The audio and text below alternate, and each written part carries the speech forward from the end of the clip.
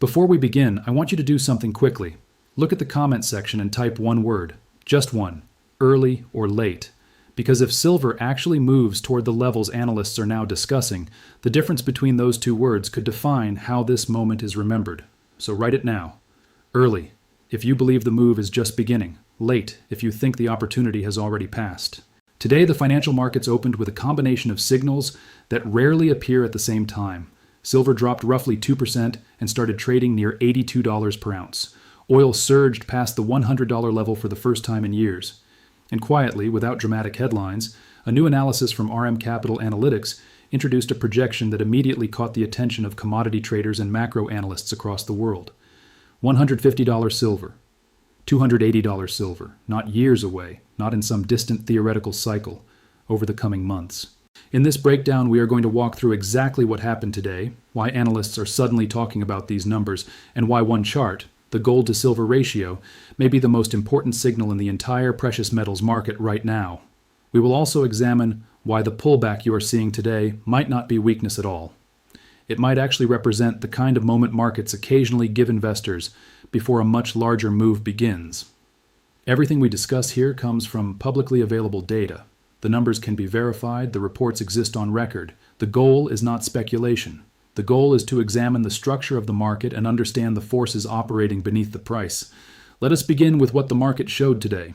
Silver opened the session down just over 2% and traded around $82 per ounce. Financial headlines immediately began offering explanations. The US dollar strengthened slightly. Expectations for interest rate cuts from the Federal Reserve are fading.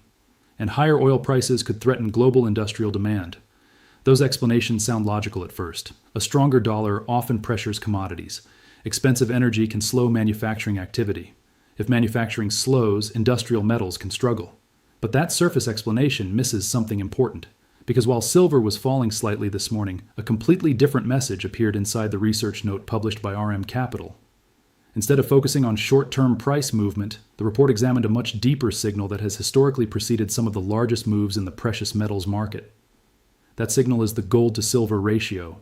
To understand why this ratio matters, we need to look at what it measures. The gold to silver ratio tells us how many ounces of silver are required to buy a single ounce of gold.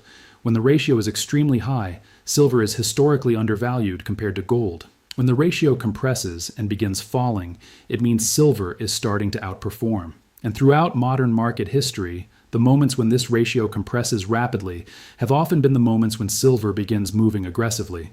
Gold usually moves first in a precious metals cycle. Gold attracts institutional demand. It establishes the direction of the market. It moves steadily and builds the foundation for the entire sector. Silver behaves differently. Silver often lags during the early stage of the cycle.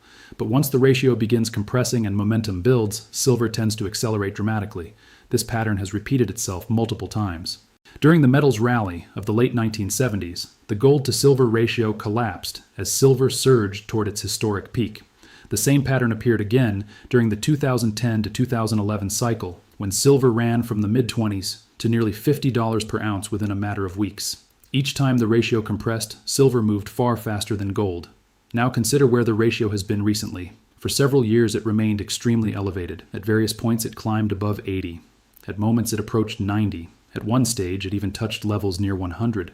Historically, those numbers signal something important. They suggest that silver is deeply undervalued compared to gold. But earlier this year, the ratio began moving sharply lower. It compressed toward the 50 level, and according to the RM Capital analysis, that movement may represent the beginning of silver's outperformance phase. But here is where the analysis becomes even more interesting. During strong precious metals bull markets, the ratio rarely stops at what analysts consider fair value. Instead, it often overshoots dramatically. In previous cycles, the ratio compressed into the 40s. In some cases, it moved into the 30s. During the famous blow-off phase of the 1980 metals rally, the ratio briefly dropped below 20. This is where the price projections in the report begin to make sense. The RM Capital analysis presented two ratio scenarios. One scenario assumes the ratio compresses toward 40. The other assumes it compresses toward 25. At the same time, the report discussed potential gold price levels between $6,000 and $7,000 per ounce. Now apply the math. If gold reaches $6,000 and the ratio compresses to 40, silver calculates to approximately $150 per ounce. If gold climbs toward $7,000 and the ratio compresses further toward 25, silver approaches $280. Those are the two numbers analysts are now discussing, 150 and 280. And if the ratio overshoots briefly during a speculative phase, something that has happened before, silver could even stretch toward $350 before stabilizing. Now pause and compare those numbers to the price you are seeing today. Silver is trading around $82. A move toward 150 would represent nearly a doubling. A move toward 280 would represent more than triple the current price. But it is important to clarify something immediately. A projection is not a guarantee. Markets never move in straight lines. Volatility will appear. Pullbacks will happen. However, the framework behind this analysis is not speculation alone. It is based on historical ratio mechanics that have appeared repeatedly during previous metals cycles. And when analysts begin pointing toward those ratios again, it usually means something larger may be forming beneath the surface. Another reason this moment is attracting attention involves the nature of silver itself. Silver is one of the most volatile mainstream assets in the financial system. When momentum begins building, price movements can become extremely aggressive. During previous bull markets, silver experienced daily swings of 10% or more. That volatility creates two completely different outcomes for investors. Those who position themselves before the acceleration phase begins often capture the largest gains. Those who chase the move after it becomes obvious frequently experience severe drawdowns. Silver has a long history of consolidating quietly for extended periods, frustrating traders and shaking out impatient investors. Then suddenly it moves so fast that by the time mainstream financial media begins discussing it, a large portion of the rally has already happened. That behavior is exactly why analysts are watching the market closely right now. The combination of ratio compression, geopolitical tension, and macroeconomic pressure is beginning to resemble the early stages of previous explosive phases in the metals market. And there is another factor that appeared today that could amplify the entire situation: oil. Because while silver was pulling back slightly, the energy market was sending a completely different signal. Oil surged above $100 per barrel. That number alone changes the entire macroeconomic conversation. And the reason oil moved so aggressively today is directly connected to geopolitical tensions surrounding one of the most important energy choke points in the world, the Strait of Hormuz. Nearly 20% of the world's oil supply moves through that narrow passage every single day. When that corridor becomes unstable, global energy markets react immediately. Tankers begin rerouting shipments. Energy producers adjust export plans. Prices move rapidly, and that is exactly what happened today. But here's the critical question most analysts are not asking yet. If oil above $100 pushes inflation higher, and if inflation historically drives demand for monetary metals, then what does that mean for silver? Before we break that connection down, I want to ask you one more thing. Looking at silver near $82 today, so do you see a warning or an opportunity? Write your answer in the comments. To understand why the oil move matters so much for silver, we need to go deeper than the explanation most financial headlines are repeating. The common narrative right now sounds simple. Oil moved above $100, and when energy becomes expensive, global growth can slow. If global growth slows, manufacturing slows. And if manufacturing slows, demand for industrial metals like silver might weaken. At first glance, that argument sounds reasonable. Silver is used across modern industry. Solar panels require it. Electronics depend on it. Medical equipment uses it. Electric vehicles rely on it. Roughly half of global silver demand is connected to industrial production. So when energy prices rise sharply, analysts immediately begin asking whether manufacturing demand could soften. That is the bearish argument being circulated today. But that explanation ignores something essential about silver. Silver is not just an industrial metal, it is also a monetary metal. And in times of economic stress, the monetary role of silver can become far more powerful than its industrial role. To see how this dynamic works, we need to look at history. The closest comparison to what the global economy may be entering occurred during the inflationary decade of the 1970s.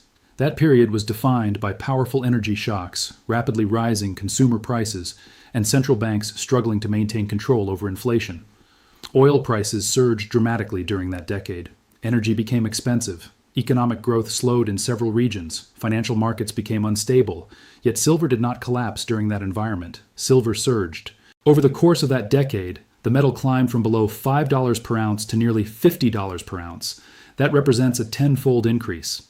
And the driving force behind that rally was not industrial demand. The driver was monetary demand. Investors were searching for protection from inflation and currency instability. Precious metals became a refuge. When inflation shocks hit the global economy, capital often flows toward assets that cannot be printed. And that brings us directly to the role of central banks. Energy prices above $100 do not affect just one industry. They ripple through the entire economic system. Transportation becomes more expensive. Shipping costs increase. Agricultural production rises in cost because fertilizers and logistics depend heavily on fuel. Businesses pass these higher costs to consumers, and eventually those increases appear in inflation data. Energy inflation spreads everywhere. Right now, inflation data is one of the most closely watched indicators in financial markets. Policymakers monitor these numbers carefully because they influence interest rate decisions. If inflation accelerates while energy prices remain elevated, central banks face a difficult dilemma. Cutting interest rates becomes risky because it could fuel inflation further. Raising rates aggressively could slow economic growth. Holding rates steady may leave real returns negative. None of those options are comfortable. Financial markets had previously been expecting interest rate cuts later in the year, but as energy prices rise and inflation concerns return, those expectations are starting to weaken. Traders who follow interest rate futures markets have already begun adjusting their projections. And this is where precious metals begin attracting attention again. When inflation rises faster than interest rates, real interest rates can turn negative. That means the return on holding traditional financial assets, such as cash or government bonds, falls below the actual rate of inflation. In simple terms, purchasing power begins eroding. Historically, that environment pushes investors toward hard assets. Assets that cannot be created through monetary policy begin attracting capital. Gold has served this role for centuries. Silver often follows because of its dual role as both an industrial and monetary metal. Once that shift begins, it tends to spread gradually. Large institutional investors adjust portfolio allocations. Sovereign wealth funds begin increasing exposure to commodities. And central banks themselves begin accumulating precious metals. Evidence suggests that this process is already happening. Central banks around the world have been buying gold at a pace not seen in modern history.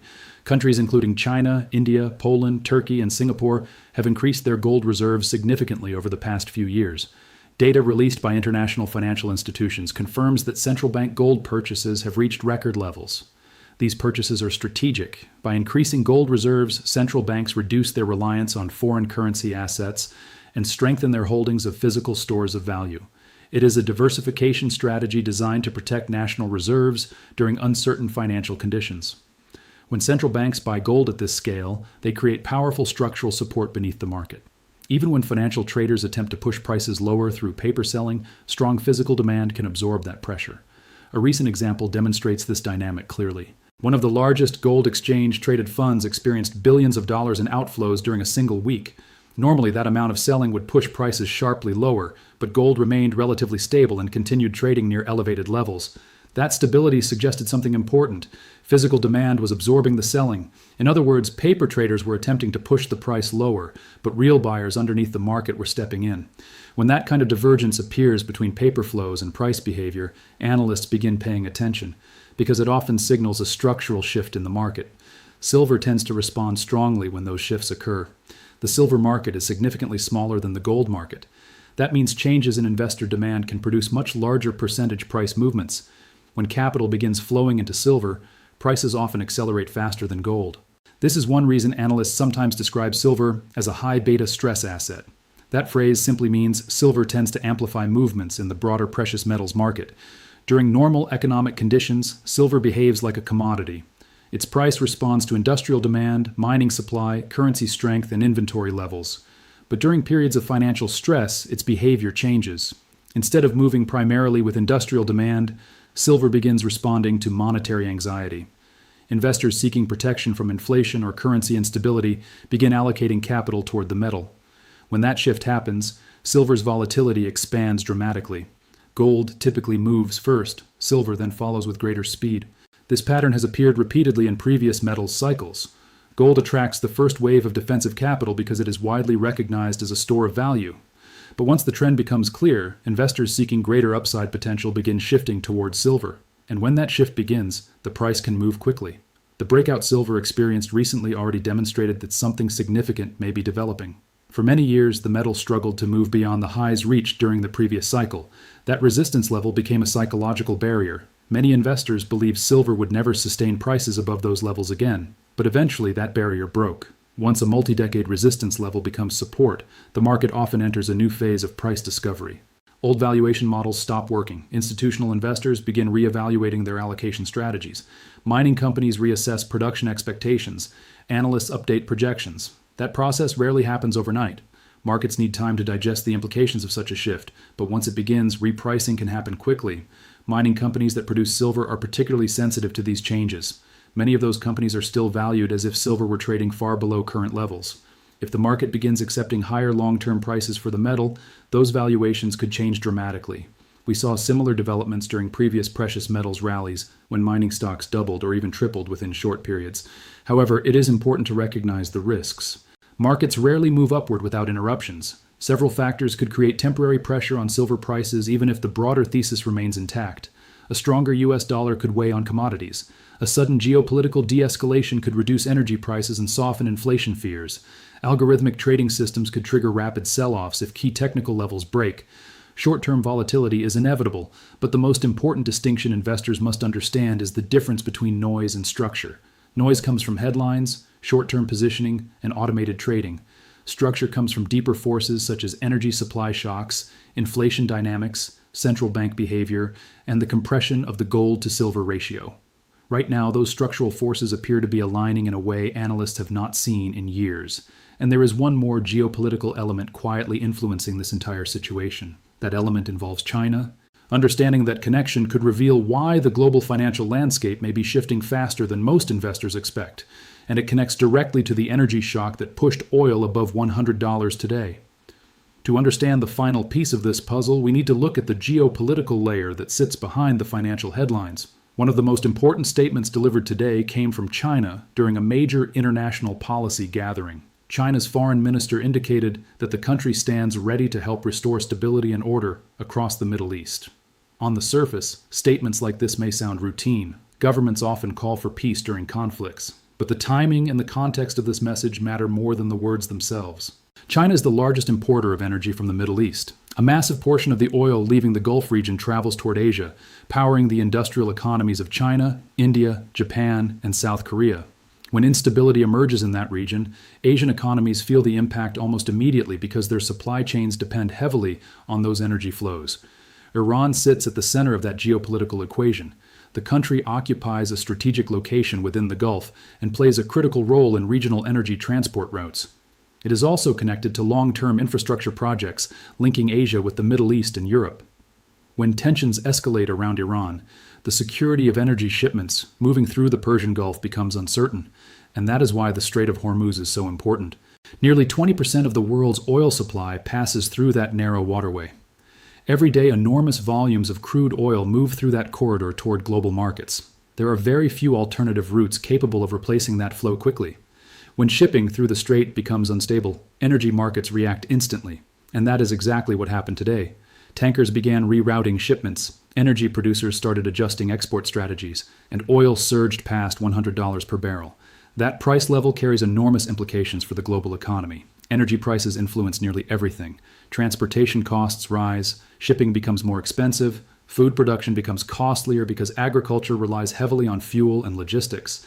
Manufacturing expenses increase because factories require energy to operate, and supply chains require fuel to move goods. Eventually, those rising costs reach consumers. That is how energy shocks turn into inflation shocks. And when inflation begins accelerating while central banks remain cautious about cutting interest rates, the environment becomes increasingly favorable for hard assets. That is where precious metals re-enter the conversation. Gold has historically served as a global reserve asset during periods of uncertainty. For centuries, it has functioned as a store of value when confidence in currencies weakens. Because of that history, gold often attracts the first wave of defensive capital when financial conditions become unstable. Silver follows a slightly different path. The silver market is much smaller than the gold market. That means relatively small increases in investment demand can produce very large percentage changes in price. When investors begin allocating capital toward precious metals, silver often reacts with much greater volatility. And that brings us back to the gold-to-silver ratio. When gold rises due to monetary demand, silver usually follows. But when the ratio compresses, silver begins outperforming gold. This is the signal analysts have been watching carefully. The RM Capital analysis discussed earlier outlined exactly this scenario. If gold continues rising toward the levels some analysts are now discussing, and if the gold-to-silver ratio compresses toward the ranges observed during previous precious metals cycles, silver could potentially move toward $150 or even $280. Those numbers are not random. They are derived from simple mathematical relationships between gold prices and the ratio that historically connects the two metals. But again, markets never move in straight lines. Short-term volatility will almost certainly appear along the way. Economic data releases can cause sudden price swings. Currency fluctuations can temporarily pressure commodities. Geopolitical headlines can push markets sharply higher or lower within hours. All of those forces create noise inside the financial system. But beneath that noise, the structural forces shaping the metals market continue evolving. Energy supply uncertainty remains elevated. Inflation pressure is building again. Central banks continue accumulating gold reserves, and the gold-to-silver ratio has already begun compressing from extreme levels seen in recent years. These developments together create the framework analysts are watching closely, because when multiple macro forces begin pointing in the same direction, markets can move far faster than most investors expect. Another factor worth watching closely involves physical supply in the silver market. Unlike many financial assets that exist purely in digital form, silver must be mined, refined, and transported. The supply available in exchange vaults and industrial inventories is limited. Commodity exchanges publish regular reports showing how much silver remains available in registered storage facilities. Analysts monitor these reports carefully because they reveal whether physical demand is tightening the market. If inventory levels begin declining while demand remains strong, pressure can build quickly beneath the surface. During previous precious metals rallies, tightening physical supply often coincided with rapid price acceleration. When investors begin requesting physical metal rather than simply trading paper contracts, the relationship between supply and price changes dramatically. Physical demand cannot be created instantly, and that is another reason analysts are watching the market closely right now, because several signals appear to be aligning at the same time. Energy markets are tightening, inflation risks are increasing, central banks are accumulating gold, the gold-to-silver ratio is compressing, and geopolitical tensions are affecting global trade routes. Each one of these factors alone might not produce a major market shift, but when they appear together, the environment becomes much more volatile. That brings us back to the key question facing investors today. Silver dropped roughly 2% and traded near $82 per ounce, while oil surged past $100 for the first time in years. Some observers look at that drop and interpret it as weakness driven by concerns about industrial demand. Others see something completely different. If higher oil prices drive inflation, and inflation historically increases demand for monetary metals, then today's drop might represent something else entirely. It might be short-term positioning inside financial markets rather than a reflection of long-term fundamentals. History has shown that precious metals often experience sharp pullbacks before major advances. Volatility removes impatient traders from the market, while long-term investors focus on the structural forces building beneath the surface. And those structural forces are exactly what analysts are watching now. Inflation data will reveal how quickly price pressures are building. Energy markets will show whether supply disruptions remain temporary or become more persistent. Currency movements will indicate how global capital is shifting between financial assets and commodities. And the gold-to-silver ratio will remain one of the most important signals to watch. If that ratio continues compressing, the possibility of silver outperforming gold becomes increasingly strong. That possibility is exactly why projections such as $150 or even $280 per ounce are now being discussed.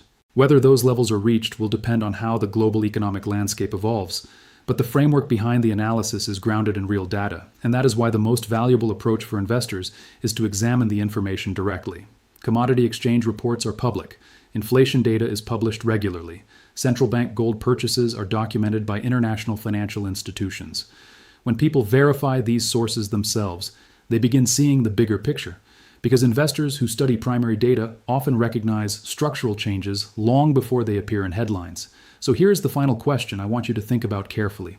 When you see silver trading near $82 today, do you see a warning sign for the market, or do you see an opportunity forming before the next phase of the metals cycle begins?